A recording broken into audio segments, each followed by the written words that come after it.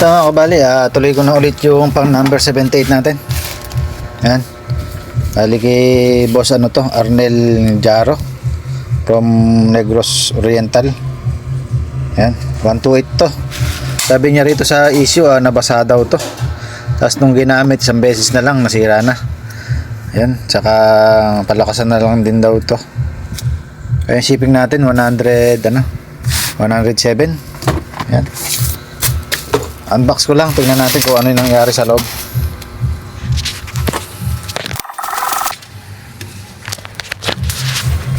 Ito mga kabali yung unit. Bali may kasama siyang MOSFET. Ewan ko kung saan galing to, kung dito sa loob nakalagay. Bali sabi niya rito, hi po, ang issue po nito, nabasahan ng tubig at biglang nawala ang power.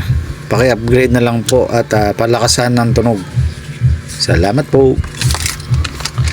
Yan, yun ang tingnan ko muna yung loob, tanggalin ko yung top cover.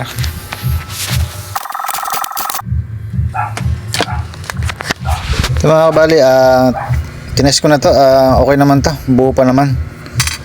Bali ang gagawin ko na lang muna, ikakabit ko, saka natin testingin. Bali isang tornilyo na wala na, kakabitan ko na lang na iba. Kabit ko muna to, testingin tayo.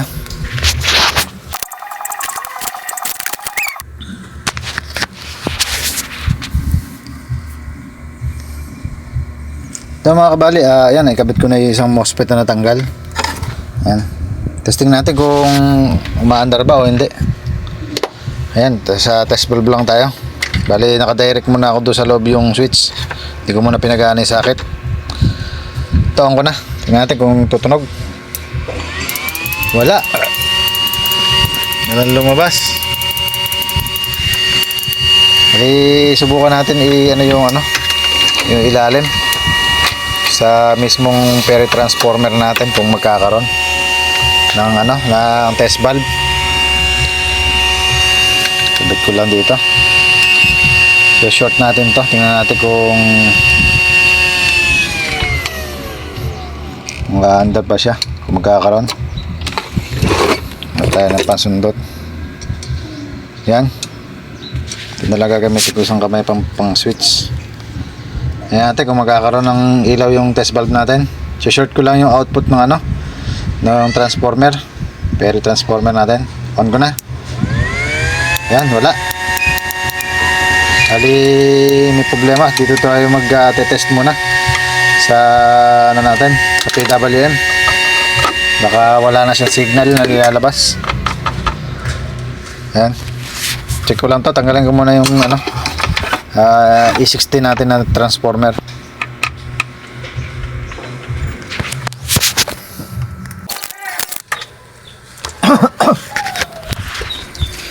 Ito mga kabali, tinanggal ko na yung pulse transformer natin E16. Testing natin kung may lalabas na signal pag wala yun. Ito, on ko na. Wala. Lipat natin sa kabila, baka sa kabila meron. Wala din. Bali dito tayo nagkaroon ng problema sa may mismo PWM natin, kaya nawala. Yan, wala talaga. Yan, magre-repair ako din sa sa kanyang PWM. Tanggalin ko muna yung PWM para tingnan natin kung yung IC may problema. Ito mga kabali, tatanggalin ko na yung IC. Papalitan na natin ng iba. Yan. Muna natin ng natin.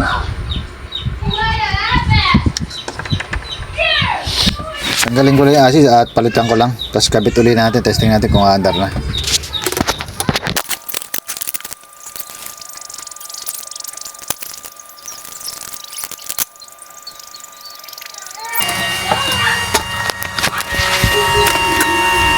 Ito mga kabali, naibalik na natin sa dati. Meron na tayo signal ngayon.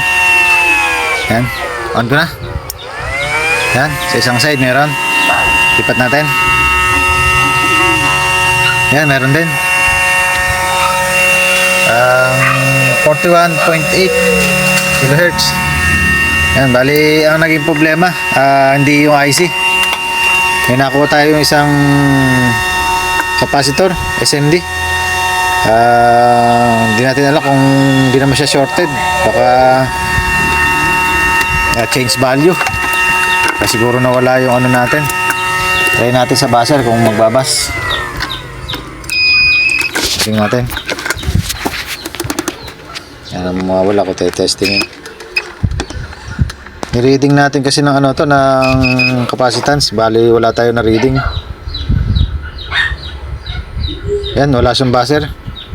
Change value lang siya siguro.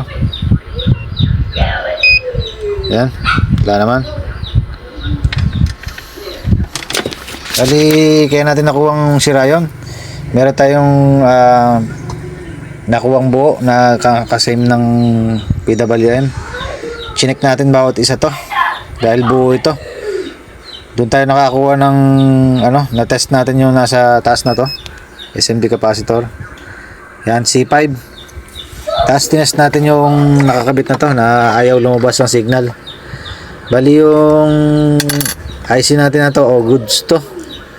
Ang pumipigil lang pala yung ano na to, SMD capacitor C5 to. Bali ginawa natin, ginawa na lang natin yung nandito. Kaya natin ginano to para malaman natin talaga kung saan nagmumula. Di susunod alam na natin yun. Bali ang value niya, ang sukat natin sa kanya 2.2 UF. Yan. Yan, bali kabit ko lang yung ano, testing natin kung gagana na yung ating pulse transformer.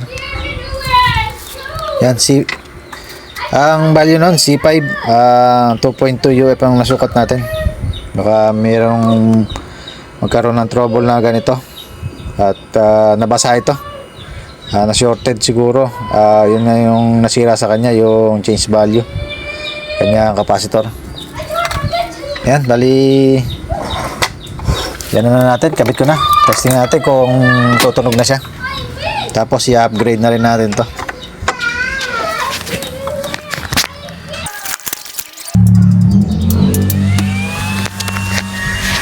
Ito mga kabali, napindot ko na, na-testing ko agad.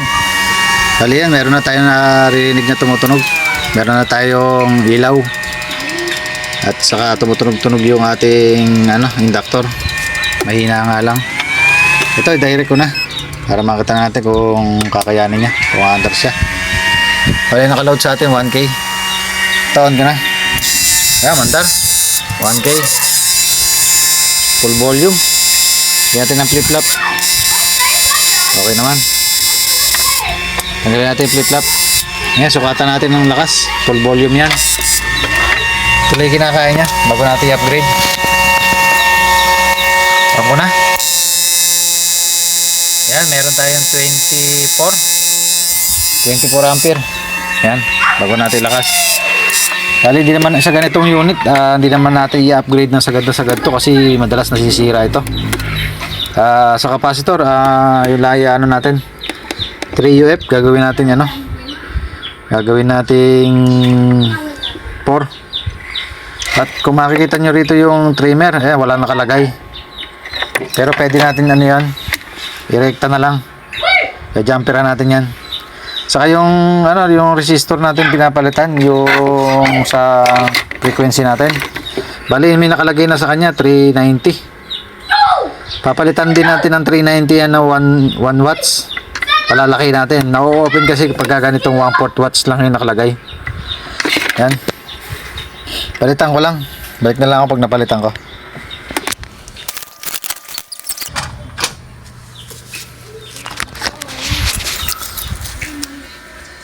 So mga kabali, napalitan ko na ng 4 UF yung capacitor natin. Saka yung resistor, ginawa natin 1 watts. Pag 1/4 watts lang kasi nilalagay dito, na-open. Kung maliit. Ayan, bali, try natin. Naka-test valve lang tayo. Tingnan natin kung lumakas. Ayan, mandar naman. Low muna natin. Ayan, low, 1K. Full volume natin. Ayan. Full volume. Bali hindi pa tayo rito. Nag-jumper. Ito na yung niya, yung nilakas niya, dinagdag. Kaya meron na tayong 31. Yan, bali isagad pa natin. I-ano natin yung trimmer dito, i-jumper natin. Jumper ko lang.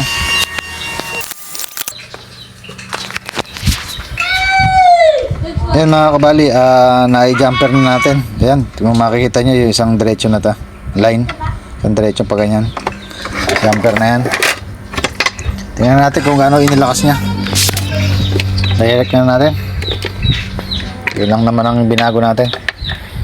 Masiguro nasira dyan. Lumuna natin. Yan.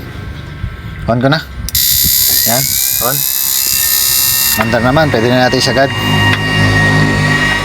Nakita ko na sa inyo kung gaano kalaki ang nalagtag. On ko na. Yan. 49 ampere. Yan. Naging 49 ampere na siya. Isa na lang ang gagawin natin dito, yung pampalakas ng tunog. Yan, gagawa lang ako.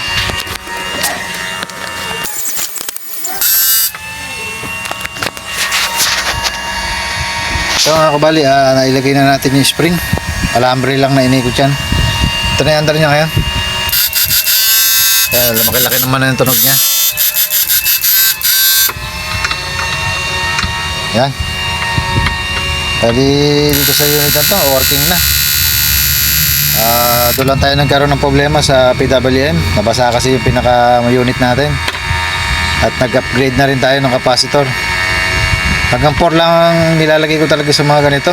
Hindi ko na nilalagyan ng 4.7 to. Nag-iinit masyado. At saka sa resistor, yun naman ang nakakabit na resistor. Ang ginawa na lang natin, nilakihan natin.